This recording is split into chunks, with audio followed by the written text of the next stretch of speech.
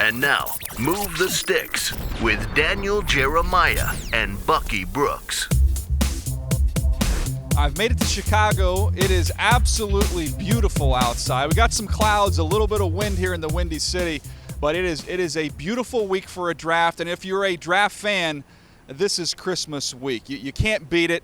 So excited to be back here on Move the Sticks from location here in Chicago. But my partner, Bucky Brooks, is still in Culver City in a very cozy studio. Bucky, trust me, hurry up and get out here before the weather starts to change, my friend. Yeah, I've been looking at the weather. It looks like it's going to get a little chilly, so I got to figure out what to pack. I don't have to be in suits like you and the rest of the crew, so I'll try and keep it casual, maybe have a little bubble coat. Yeah, throw a raincoat in there, throw a sweatshirt in there. I think it's going to get a little bit colder, a little bit wet as we march through the week. But, man, you can't beat it today here in Chicago. Buck, we got a big episode here, our draft week episode. Why don't you fill everybody in at home on what's coming up on today's episode? DJ, we got a lot to talk about. We have Tom Brady's suspension right off the rip. We'll talk about that. We will have a little mock draft. We go through the top 10 picks. We will also discuss some of the guys that we like in day 1, day 2, day 3. And some guys that we're pegging to have successful careers, even if they're late round or undrafted free agents. All right, let's start right there. You mentioned it, Tom Brady. This big news came down. Tom Brady, that suspension has now been upheld, so it looks like he's going to miss the first 4 games of the season. I know there's plenty of shows out there talking all about Tom Brady and the legal matter. Look, that's a little bit out of my depth, Bucky. I'd like to talk a little bit about Jimmy Garoppolo, what we could expect to see from him potentially the first 4 weeks of the season. Yeah, I think it's a huge opportunity for Jimmy Garoppolo. Even though this would appear to kind of hurt the Patriots coming out the gate, 3 of their first 4 games are at home. They have a talented supporting cast. Rob Gronkowski, you bring over Martellus Bennett. You still have Julian Edelman, Danny Amendola, and then you also bring in Chris Hogan. I believe that Jimmy Garoppolo will be fine. The Patriots do a great job of kind of building their game plans to help their quarterback have success. We saw it with Matt Castle. We've seen it with some of their other players who've had opportunities. I expect Jimmy Garoppolo to be fine. Look for the Patriots to, at worst, end up 3-1 coming out of that stretch. All right, here's a quick question for you. Jimmy Garoppolo, if he's in this draft class right now, this draft coming up on Thursday night, not going to go probably on that Thursday, maybe he'll go on that Friday. Where would he stack up with this group of quarterbacks, Buck? You know, I would put him right there in the mix with Connor Cook and Paxton Lynch. When you look at his resume and what he was able to do at Eastern Illinois, then how he performed in the All-Star games, you can make the case he's not the statue that those other guys are, but he certainly has a quick rhythm passing delivery. He gets the ball out of his hands on time, did a great job of throwing the ball inside the numbers with touch and anticipation. I think you could make the argument that he would be the 3rd quarterback to come off the board based on how he plays. Yes, he would have to fight against the perception of, is he big enough compared to Paxton Lynch? But all the things that he did coming out of school, I think he's the top of the 2nd round pick. I think he probably would go ahead of Paxton Lynch in most circumstances. Yeah, I put him right there. I actually grade-wise have him just behind Paxton Lynch, but I think he'd be in that conversation to be the 3rd quarterback in this draft class. So I think the Patriots will be okay, get through those 4 games. They'll get a hungry Tom Brady rolling in Week 5, I believe, against Cleveland when he would come back, Bucky. Let's jump in, though, mock draft-wise, Bucky. I thought we'd just basically go through these 10 picks and just kind of give us the buzz. You know, you're hearing stuff, I'm hearing stuff, what we're hearing, and we kind of just work our way through it. The first one, Jared Goff to the Rams, right? That's a done deal. Yeah, I mean, I think that has to be a done deal. I think when they made the move, they made it with the intention of grabbing the quarterback, and the quarterback, to me, appears to be Jared Goff. When you hear the conversations and you track the tea leaves and connect the dots, it seems like he's a match made in heaven for the LA franchise. This is a talented passer, guy that has really done it for 3 years, 37 starts, has over 1,500 pass attempts, and what I like about him, he throws with superb timing and anticipation, very accurate with his throws.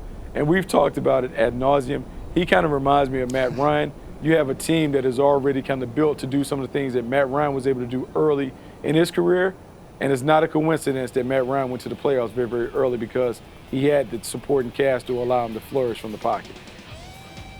All right, that leaves us pick number 2. Carson Wentz then would go to Philadelphia. And, Bucky, first of all, before we get to Carson Wentz, your thoughts on the Sam Bradford news. He wants out of there. You know, I'm disappointed in Sam Bradford because I think we always want guys that are competitors, and the fact that he is asking out before even seeing what they do at number 2, who they bring in, and what is the plan is disappointing because the guy who should be the leader should be the ultimate competitor, the guy that doesn't worry about the odds and the circumstances. He kind of gears up and gets it done. And when you look at the guys who've had similar situations but have been able to thrive, look, Drew Brees comes to mind. Some of the other quarterbacks that have been able to do it, Brett Favre comes to mind. When you are the number one guy, you don't worry about who they bring in behind you. You continue to do your job. And if this team, the Philadelphia Eagles, don't like you, there's another team. Another one of the 32 will like you, and they will welcome the opportunity to have you as a franchise quarterback. But to ask for a trade, to me, shows a serious sign of lack of mental toughness and weakness, changes my perception of Sam Bradford. Yeah, I don't like it at all. I think you just show up, you put that work in. I mean, nobody's guaranteed anything in life, but it looks like everything is set up for him to be the starting quarterback, at least for 2016, if not 2017. So show up to work, win over this locker room, show them that you're the guy. And, you're upset they made a trade. I get it, but I don't know what other opportunity he's going to be able to force his way into. I don't think the Eagles are going to be swayed or moved by this. He's going to be on this football team, and now it's just created an uncomfortable environment. So, yeah, I don't like it at all. I do like Carson Wentz, though, and the way he fits into this offense with Doug Peterson. I've talked about it before. We've talked about it a bunch. Yeah, I didn't envision having to give up quite so much to go up for either one of these quarterbacks, but when you look at the Eagles situation, Howie Roseman and Doug Peterson, that clock has already started. They have to be up and running and winning by year 3. So if they wait to acquire that quarterback next year or maybe the year after, there's no guarantee you're going to get him up to speed and ready to go in time for you to save your job. So if you're going to make a bold move, this was the year to do it. And, hey, nothing ventured, nothing gained here. They took a big swing at it. DJ, I think it even goes beyond what their current situation is. I believe they know that they're in the quarterback market. If you look at some of the aging quarterbacks that could depart in the next year or two, Drew Brees, Tom Brady, Carson Palmer, Tony Romo, that puts 4 or 5 teams in the conversation for quarterbacks in 2017 and 2018. When you look at the collegiate game, and we can't really discuss freely underclassmen, there are not a lot of studs that we can point to say that this guy is going to be the savior. He's going to be a franchise quarterback at the next level. The Philadelphia Eagles were in range to go and have an opportunity to get one of their guys. I believe it's a discussion that Howie Roseman and Doug Peterson had when they moved up. This is the year for us to go get it, because if we don't do it and we fall back next year, we may not have the opportunity to get a comparable player. Tell you what, Bucky, if you're ever in a situation where you have to wear a hairpiece, which I don't think you'll be in that spot, I'm not there yet. Chicago is not the city for you, man. Because if I was rocking some fake lettuce, that thing would have blown so far off my scalp right now. A little windy out here, but let's keep rolling. Let's move on. Pick number 3. This is where it gets interesting. San Diego. In our mock draft we did the other day, where we had our talent mock draft, we had 80 you guys as GMs. You were picking for the Chargers. You end up going with DeForest Buckner, which I thought was interesting. And here we are 24 hours later.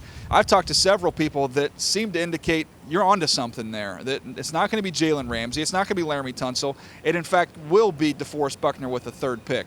Are you hearing the same types of things? I am hearing the same kinds of things. And then a lot of it comes down to looking at the board and trying to anticipate what could they do in the 2nd round.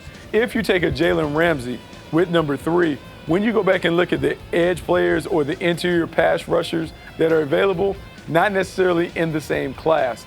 I could potentially walk away with a DeForest Buckner and a Carl Joseph, a DeForest Buckner and a Von Bell. I like that pairing better than some of the other ones if I took Jalen Ramsey first. To me, he's a perfect 5 technique in that 3-4 defense, gives them that inside pass rush presence. You put him alongside Melvin Ingram, you get one-on-ones on those sides. I just think it makes too much sense for them to bypass DeForest Buckner in the direction of going with an offensive tackle or Jalen Ramsey at that point. All right, that gets us to number 4. If DeForest Buckner goes at 3, then everything I'm hearing, all signs kind of pointing towards Jalen Ramsey actually being the pick for the Dallas Cowboys. Not Ezekiel Elliott, not a Joey Bosa, even though they have a need for an edge rusher, especially the DeMarcus Lawrence 4-game suspension. But I keep hearing now as we come down the stretch, in fact, Jalen Ramsey would be that pick. I think the big thing for the Cowboys, they got to make sure that they get a franchise player at the top 4 pick.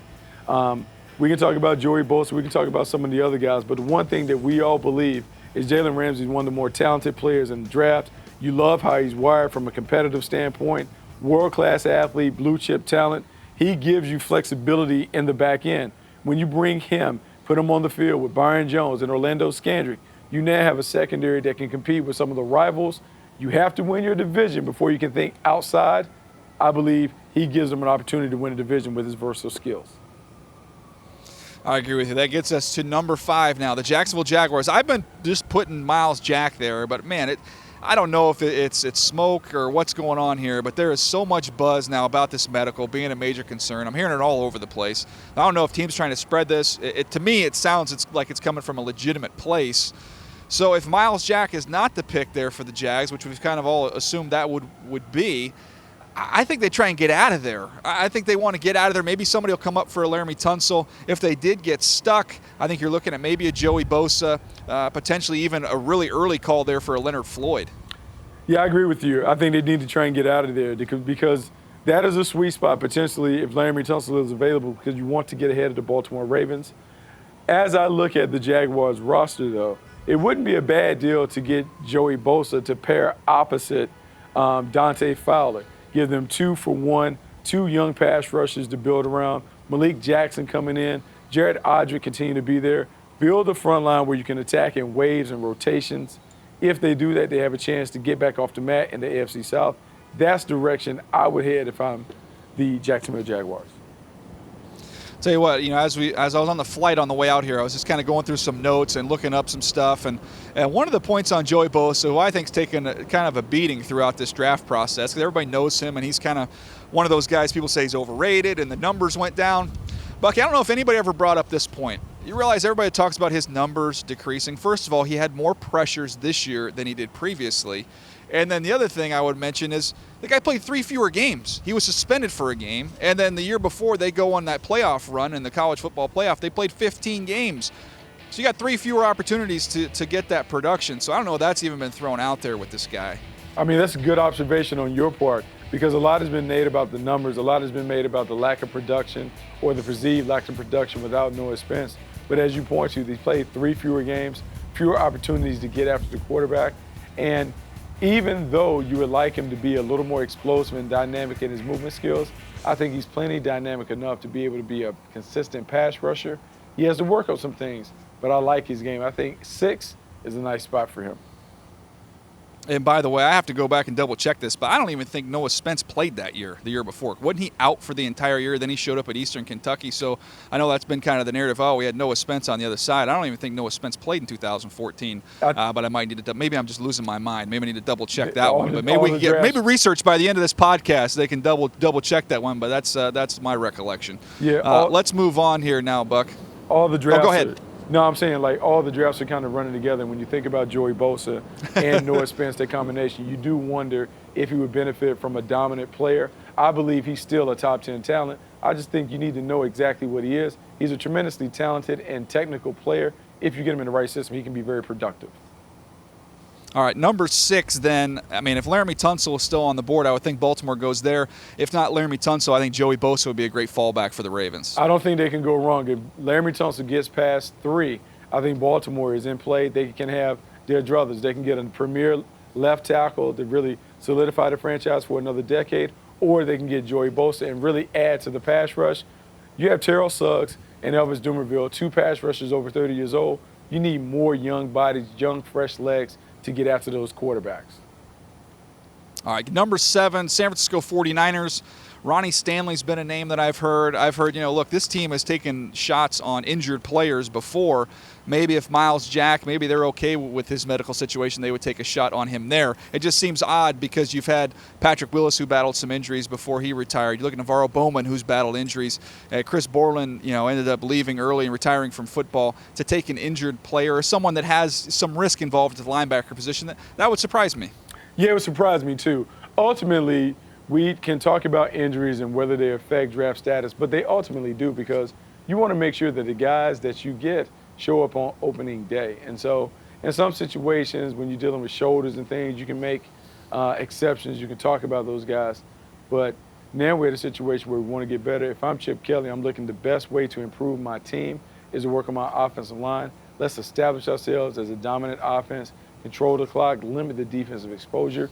That is the way that they can really make a move in the NFC West.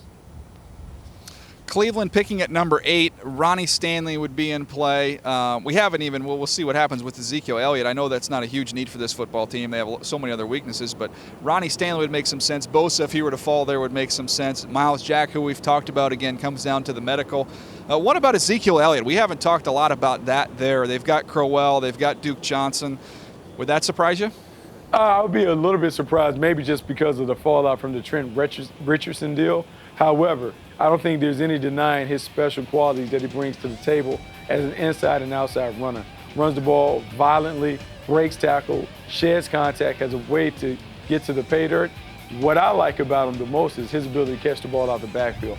Hasn't really shown any games, but he has some of the best hands that we're going to find. As he begins to work out for those teams, he's going to really, really impress people. The Cleveland Browns should be excited about him if he's there, because he certainly gives them a building block, a place to start when it comes to rebuilding that offense. Could also look to trade out again. Who knows? Maybe Paxton Lynch could come into play for the Browns. We get to pick number 9, Tampa. I've been kind of, on this Vernon Hargreaves train there to the Buccaneers. I think Leonard Floyd, an edge rusher, could also be in play there. Even Kevin Dodd, maybe that's a little bit early for him. But somebody that can get after the quarterback or corner. They've invested so much in offense. You got to believe this is a defensive pick. Yeah, it has to be a defensive pick. They got to get back and make up some of the ground on defense. I'm thinking Vernon Hargreaves as a lockdown corner would be a nice fit. But any of those pass rushers, be it inside or outside, could help them get home more, be more active, more disruptive, and create problems for their NFC South opponents. I like the pick. I would be more apt to go with Vernon Hargreaves because I want a young corner that I can groom for that number 1 role. All right, we get to pick number 10, the Giants. This is one that I didn't have a ton of intel on. I've heard Leonard Floyd a bunch associated with him. That's kind of the buzz that I'm hearing. But you're in a situation where maybe Ezekiel Elliott is still there, still on the board. I don't know if Miami would come up. Maybe you trade back a little bit. Or if the Giants just sit here and say, look, I know we've got Shane Vereen. I know we've got a lot of options here at the running back position. But is this still a situation we could say this guy's just too good? I can't pass him up. Maybe it is Ezekiel Elliott there at 10. I mean, I think it's tough because I think there are a couple different ways you can go with this pick. At 10, you're Jerry Reese. You're trying to figure out who is going to give me tremendous value right away. Ezekiel Elliott is a Pro Bowl caliber player, a guy that you can just see really take the ball and kind of dominate it and be a guy that's a 25 to 30 touch guy. Or you can think about, let's play defense. Let's put some more speed on the field. They haven't taken a first-round linebacker since Carl Banks came off the board in '84. You can go get a guy like Leonard Floyd, Miles Jack, someone that can be a difference maker from sideline to sideline. I really like the direction that they have because they really have flexibility. This will say a lot about their rebuilding process based on who they pick at number 10. Rashad Jennings was the name that was eluding me there. You also have Andre Williams. So a little bit of a crowded backfield, but nobody as gifted as Ezekiel Elliott. So we're just to see what the Giants end up doing there. That's kind of our top 10 buzz, what we're hearing, Buck. But now I think we're going to move on now. What are we doing? Headlines here? What's going to be the big headline after round number 1? I think you're up first here, pal. The main thing for me when it comes to round number 1 is trying to find the right players and where they can go off the board. So the headline for me is Corey Coleman will go off the board before Laquan Treadwell. And I know this is a surprise to some because we talk about Corey Coleman only being a guy that runs 4 routes, the slant, the hitch, the post, and the go. But his speed, his explosiveness, his ability to put the ball in the paint will attract teams looking for difference makers in a class where you don't have a lot of burners or a lot of big play specialists. He is the premier one. I believe because of that, his value is enhanced. He goes before Laquan Treadwell. That wouldn't shock me. Look, I think he's the best receiver in the draft. I would look forward to find out where he's going to end up and how he's going to be used because I think the guy's just a big play waiting to happen.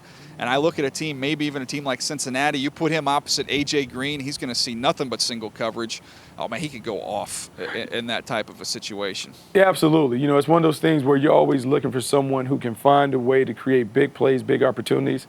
If you have him on the outside, I certainly believe that he can do something that they haven't had before in the league, and that's those vertical stretch players. So when you're at the bottom of the first round and you're looking to separate those guys from others, having a guy like him can certainly make the difference. All right, my headline, you ready for it? Yeah. I'm going to go Browns bag Bosa.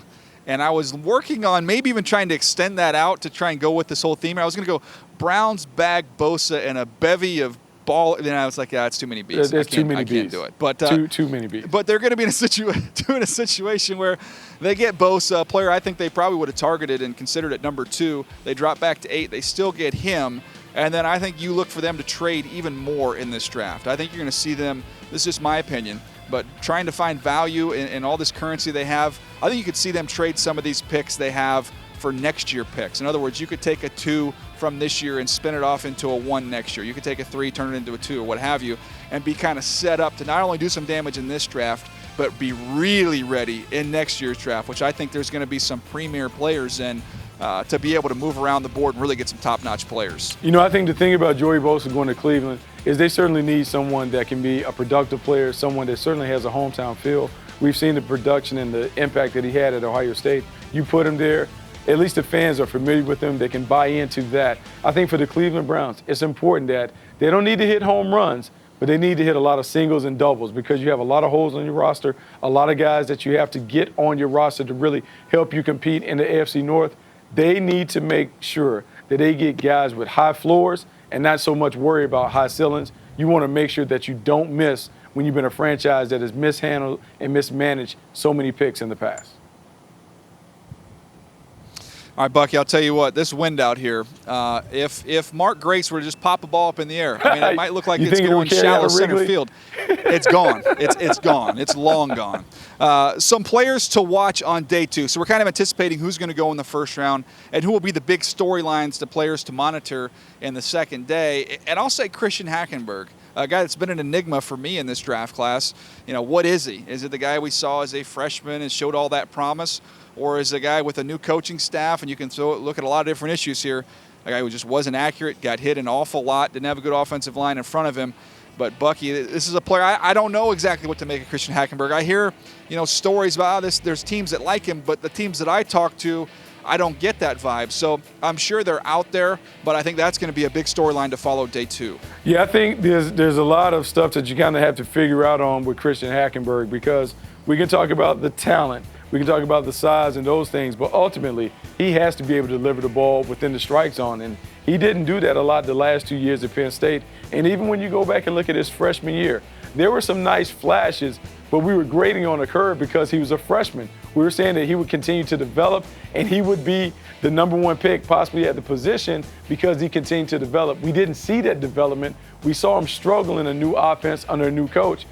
And it just makes me wonder, can this guy fit in all situations? Can you really work with him? Can you get the potential out of him that you see with the natural talent? I don't know, but I certainly think he's worth keeping an eye on. All right, Bucky, give me one here. Who do you have? I'm going to go with Noah Spence. Noah Spence from Eastern Kentucky because when we saw him at the Senior Bowl, I mean, he was unblockable.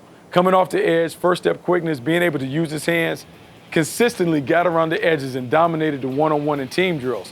However, since the end of the Senior Bowl, he really hasn't dazzled, hasn't impressed at the combine. You hear murmurs about he wasn't really good with the interviews. You're trying to buy into the fact that he has done away with some of the character issues that kept him from playing at Ohio State. So if I am a team, I'm wondering about Noah Spence because he is definitely talented. He's one of the few natural pass rushers in the draft, but the character concerns. Where's the right value to take a Noah Spence? That's why he's someone I'm keeping my eye on day 2. All right, let's do a bonus round here, fast, Bucky. I'm going to say Derrick Henry is another name to watch. I don't think he'll go in the first round. I think second, third round, it'll be fascinating. It'll be a big storyline to watch where he ends up.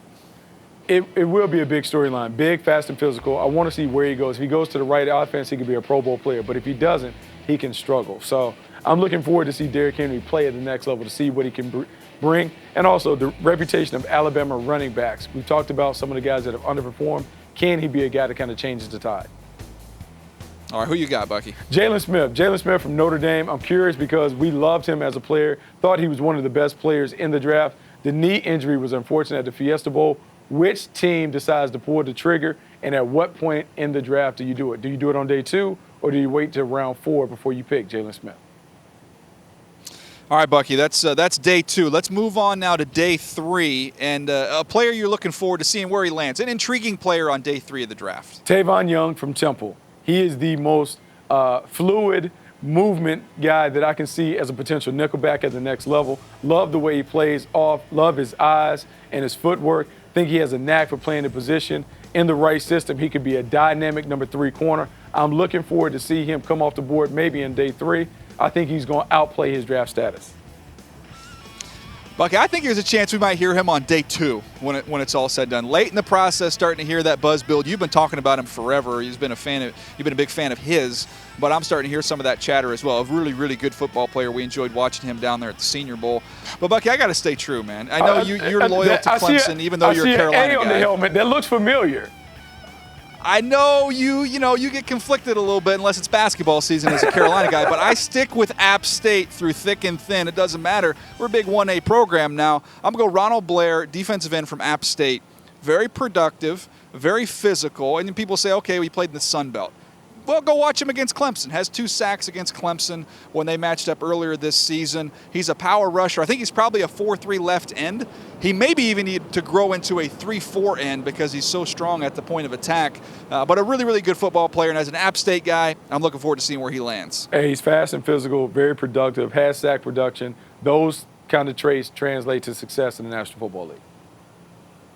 All right, Bucky, last topic here. Late round or undrafted player we think could have a nice future. And I'm going to go William and Mary, old Bill and Mary. You know that neck of the woods down there. DeAndre Houston Carson, a safety that I think is going to have a chance to get drafted on day 3, maybe late, maybe a little bit down the line. But I think this guy is going to be a great special teams player. I think he's going to be a 3rd safety, and he's going to play for a long time. I think he does have an opportunity to play for a long time. What I like about him, he has cornerback in his background. So when you're looking for those guys, those free safeties, those strong safeties, guys that can drop down and in base situations cover the tight end, I believe that Houston Carson certainly can do that. Huge value pick, a guy that can also play on special teams. I like that pick. All right, give me a late one here, Bucky. Late round or maybe an undrafted player, guy. I'm willing to bank on his intangibles and attributes. How about Scooby Wright from Arizona? Just Scooby-Dooby-Doo. Too productive for me to completely throw away. I believe if he's a late-round pick or an undrafted player, I think he finds a home in the National Football League, finds a way to get around the ball. I believe despite his physical deficiencies in terms of athleticism and speed, I think at worst, he's going to be a balls-to-the-wall special teamer. I believe this guy's going to play for a long time in the league. Yeah, I think he's going to end up being a starter when it's all said and done. And we've talked about the poor workouts, didn't run well, and all that kind of stuff, the athleticism. The guy is always around the football. So that does count. That does matter. I think he's somebody you'll see maybe on a part-time, limited basis early on in his career. I think he's just one of those guys who's going to fight his way onto the field and end up being an effective starter, could end up being a big value pick in this draft. I absolutely agree with you. I think both of those guys are going to have an opportunity to play for a long time. Special teams is going to be their calling card, though. Well, Bucky, that's going to do it for us here. I did not get blown off the ledge here, which was positive. We got a lot of good draft stuff discussed here. You're coming out here. Look forward to seeing you. I'm going to buy your dinner. I owe you one. And we're going to march towards this draft. It's finally here. I can't believe it's here, but then guess what? When the draft is over, we get to do draft grades. It should be fun. Oh, I love draft grades. I didn't mention, by the way, I will be expensing that dinner that I pay for. But no, I am going to take you. I am going to take you out to dinner. Hey, look, I appreciate everybody that's followed us on Move the Sticks on our podcast as we've marched towards the draft. It's been a fun journey. Thank you for staying with us. Thanks for checking out our 360 series, by the way. If you haven't checked that out, go to YouTube or go to NFL.com/MoveTheSticks360. We have a lot of great interviews with the top players in this draft class. It's been fun. It's been interesting. A lot of interesting stories in this draft. Can't wait to find out where they end up. And you can watch all of our coverage here on NFL Network Thursday through Saturday.